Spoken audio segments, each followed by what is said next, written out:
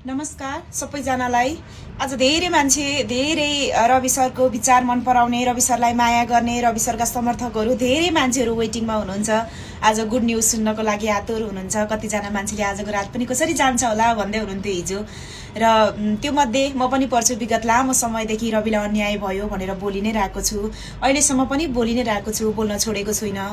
र आज चाहिँ मलाई लाग्छ उहाँलाई अन्याय हुँदैन, उहाँलाई आज न्याय मिल्छ। उहाँले अब चाहिँ उहाँ थुना मुक्त भएर बाहिर बसेर मुद्दा लड्न पाउनुपर्छ भन्ने यो आम नागरिकको जनको आवाज हो। धेरै मान्छेहरूले भनि नै रहनु भएको छ रविले त्यस्तो केही पनि नराम्रो गरेका छैन।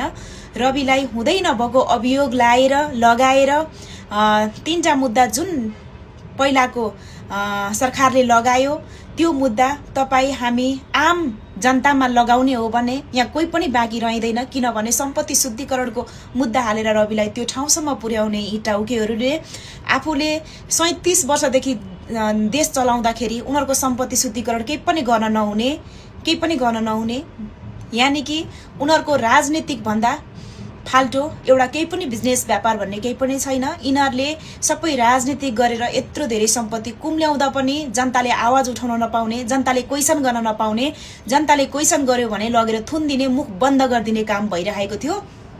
त्यसकारणले अबको यो सरकारले पनि रविलाई अन्याय गर्यो र रविमाथि प्रतिशोधै साध्यो भने अब चाहिँ नेपाली जनताहरू सडकमा आउन बाध्य हुनेछन्। यो मेरो आवाज होइन, यो मैले बोलेको होइन, यो जनले बोलेका छन्।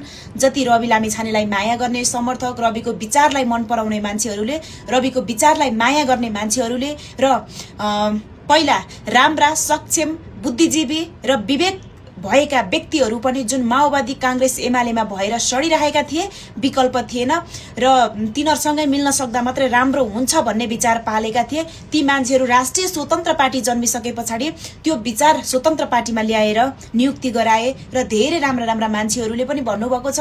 र यति धेरै 42 लाख 45 लाखसम्म हस्ताक्षर जनताले गरिसकेका छन् रविलाई राजनीतिक प्रतिशोध भयो भनेर।